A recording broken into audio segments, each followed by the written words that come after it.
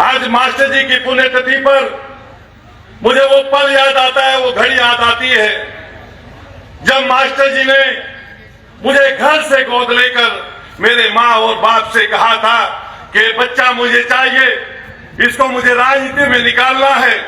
और आज 1994 की वो घटना है, लगातार तब से लेकर आज तक मुझे याद नहीं कि उनके बताए हुए राह पर हमने चलने का काम ना किया हो।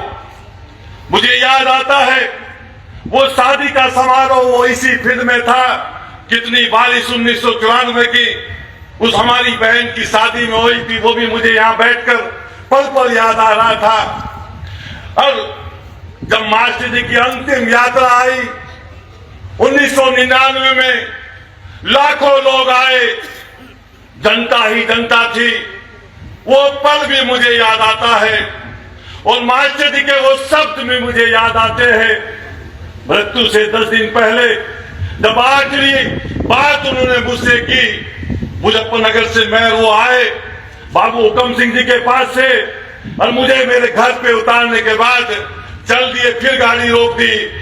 दीवान जी हमारे गिरी जी साथ थे, कहने लगे मुकेश सुनो, वो सड़कें लोक निर्माण विभाग की पास हो गई है, अधिशासी अभियंता से बात करके उनके उद्घाटन के समय तय कर देना, उनका उद्घाटन करना है। अंतिम बात भी विकास की बात थी, यह आपसे कहना चाहता हूं।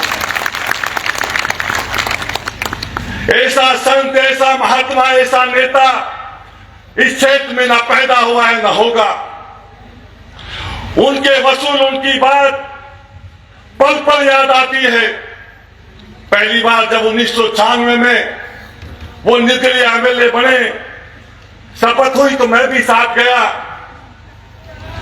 और 1998 में मैंने उनसे कहा गुरुजी ये तो बहुत कठिन काम है, मेरे भी किसी मिल में नौकरी लगवा दो। कहले क्या बात है, तेरे पिताजी नौकरी करते हैं, तेरे दोनों भाई नौकरी करते हैं, इसका मतलब बाबूजी खर्चा नहीं दे रहे हैं। मैं तेरे पिताजी से बात करूंगा, तुझे नौकरी कराने के लिए घर से नहीं लाया था, तुझे ऊपर तक ले जाने के लिए घर से लाया हूं, तुझे राजनीति सिखाने के लिए घर से लाया हूं। जब विधानसभा जीत कर गया नकुल से, तो बहुत याद उनकी आई जब मेरी शपथ हुई कि आज गुरुजी होते तो ये राम लक्ष्मण प्रदीप चौधरी और मुकेश चौधरी को देखकर एक सांसद के रूप में देश की संसद में है और एक भाई विधायक के रूप में उत्तर प्रदेश की विधानसभा में है, तो आज उनका मन गदगद हो जाता। लेकिन ऊपर से हमें लगातार उनका आशीर्वाद मिलता रहता है और इस क्षेत्र को मिलता रहता है। मेरा कहना है कि अभी मैं बच्चों का नाटक देख रहा था, बच्चों के गीत देख रहा था, बच्चों के सपने, हर बच्चे का सपना होता है, हर बच्चे की इच्छा होती है, हर बच्चा पढ़ना चाहता है, बच्चा खेलना चाहता है, हर बच्चा आगे बढ़ना चाहता है। और प्रत्येक माँ बाप अपने बच्चे को आगे बढ़ाना चाहती है, कोई उसको दिशा देने वाला हो, वो कोई उसको अवसर देने वाला हो। मेरे जैसे एक आम किसान के बेटे को, जिसके पिताजी नहीं, कोई परिवार में, कोई खानदान में ग्राम सभा का मेंबर भी नहीं रहा है, मास्टर कुंवरपाल जी ने मुझे अवसर दिया और आज उत्तर प्रदेश की विधानसभा में हूं, तो अवसर देने की जरूरत है। और हम सबको गरीब के बेटों की, गरीब के बच्चियों की, गांव में रहने वाले अंतिम छोर के उस व्यक्ति की चिंता करनी चाहिए, उसके बच्चों की चिंता करनी चाहिए।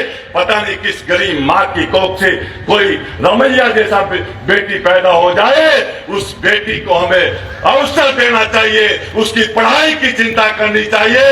हम सबको अपने पड़ोसी की, दूसरे पड़ोसी की, उसके बच्चों की हमेशा चिंता करते रहना चाहिए, चाहे पढ़ाई की हो, खेल की हो, उनकी कोचिंग की हो, ये सब बातें हमें हमेशा निरंतर करते रहना चाहिए।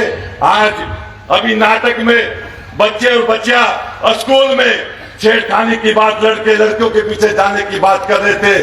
आज उत्तर प्रदेश के अंदर इतने शानदार जानदार आदरणीय योगी जी मुख्यमंत्री है कि कोई छेड़ने वाला, कोई माफिया, कोई गुंडा, चाहे वो कितना भी ताकतवर हो, बाबा का बुलडोजर लगातार उन माफियाओं की छाती पर चल रहा है।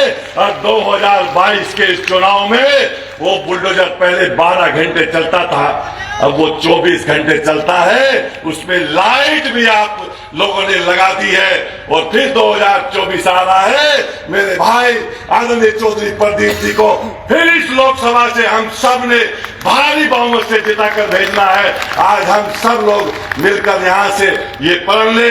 और मैं मास्टर कोतवाल जी अपने गुरु जी के चरणों में नमन करते हुए फिर उनको एक बार हम सब लोग याद करें। मास्टर कोतवाल, मास्टर कंवरपाल, जब तक सूरज चांद रहेगा, जब तक सूरज चांद रहेगा। जय हिंद, जय भारत।